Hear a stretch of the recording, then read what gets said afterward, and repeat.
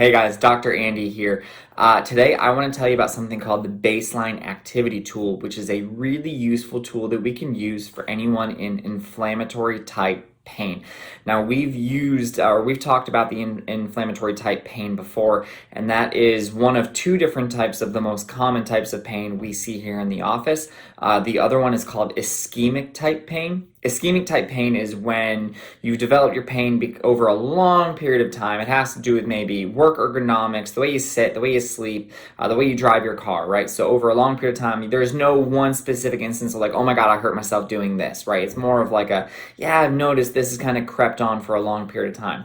That's ischemic type pain, okay? But the other type is inflammatory type pain. Inflammatory type pain is after like an acute injury. Think of like a slip or a fall, a car accident, or some other kind of sports injury, okay? So the Baseline Activity Tool is designed around helping you get back to whatever it is, the specific type of activity that you love to do or that you need to be able to do that causes you pain. So if you are a runner and you love running, all right, but you have pain while you run long distance, this tool is very much for you. If you are a power lifter and you love deep squats, right, but you have pain once you hit a certain weight or certain number of reps, this tool is for you.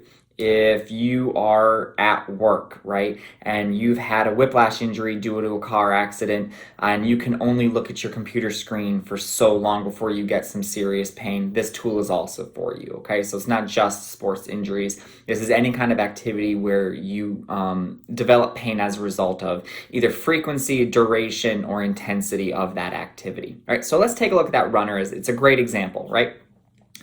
If you love running long distance, but you notice that you have pain starting at the 10-minute mark, all right?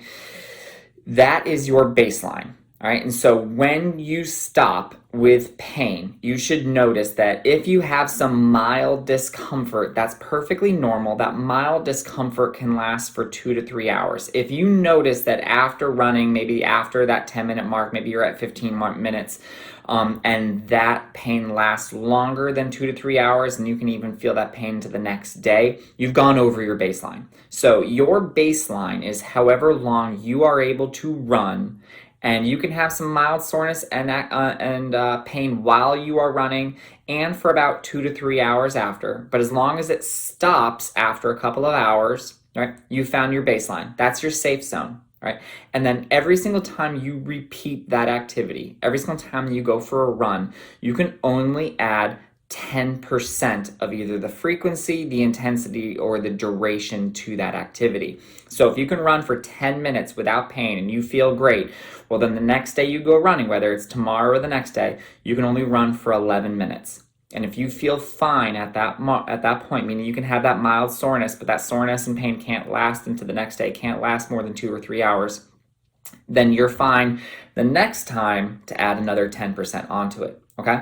Or if you're that power lifter and you love to do that deep squat, all right, and you've noticed that you can get up to 120 pounds, 150 pounds, whatever that number is for you without pain, right? Or you can have some mild soreness for 2 to 3 hours afterwards, but if it lasts any longer than that, you've gone over your baseline, all right? So you find that number of reps or the number or the exact amount of weight where you can have some mild soreness, but it only lasts 2 to 3 hours, right? And you can do that without pain, right?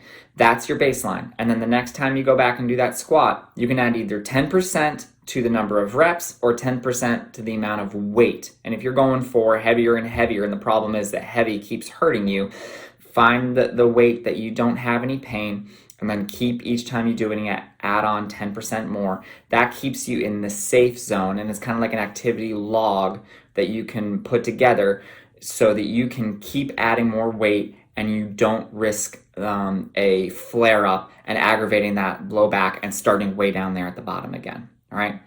So that is the Baseline Activity Log. It is not my idea. It's a fantastic, it came from a fantastic book called A World of Hurt by Annie O'Connor and Melissa Kolsky. It's really, really good. It kind of teaches you all about ischemic and inflammatory type pain. It was really useful. If you have any questions, let me know. I can actually help you put together a baseline activity tool if you're a patient here in the office.